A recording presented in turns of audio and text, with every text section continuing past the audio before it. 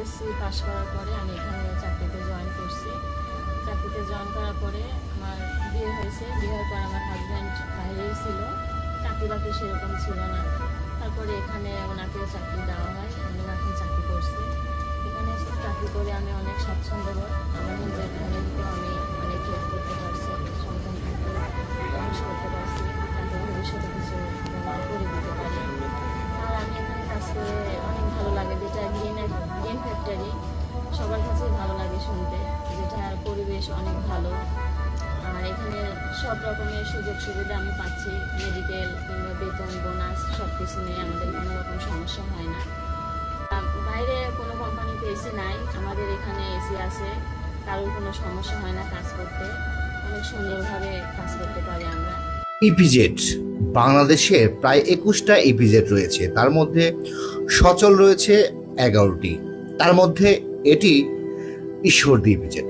দর্শক, এখানে প্রায় 20 থেকে 25 হাজার কর্মকর্তা রয়েছেন এবং এখানে শিল্প প্রতিষ্ঠান প্রায় 11 থেকে 15টা দেশের বিভিন্ন দেশ থেকে এসে এখানে ব্যবসা করছেন। দর্শক, সাথে থাকুন। আজকে ইপিজেডে কি কি এখানে তৈরি করা হচ্ছে। আপনারা জানেন, পোশাক শিল্প বাংলাদেশের 1 থেকে 70% অর্থনৈতিক কর্মকাণ্ডে লিপ্ত রয়েছে, তার মধ্যে পোশাক শিল্প থেকে শুরু করে অন্য।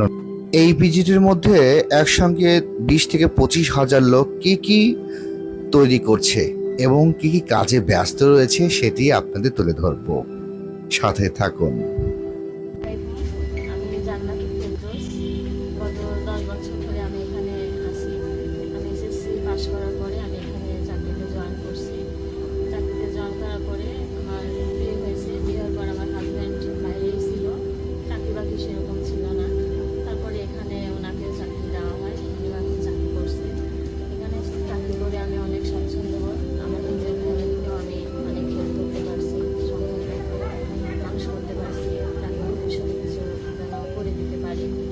আর আমি এখানে কাজ করে অনেক ভালো লাগে, যেটা গ্রিন ফ্যাক্টরি সবার কাছেই ভালো লাগে শুনতে, যেটার পরিবেশ অনেক ভালো।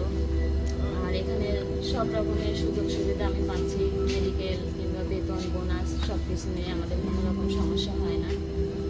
আমরা বাইরে কোনো কোম্পানিতে এসি নাই, আমাদের এখানে এসি আছে, কারোর কোনো সমস্যা হয় না কাজ করতে।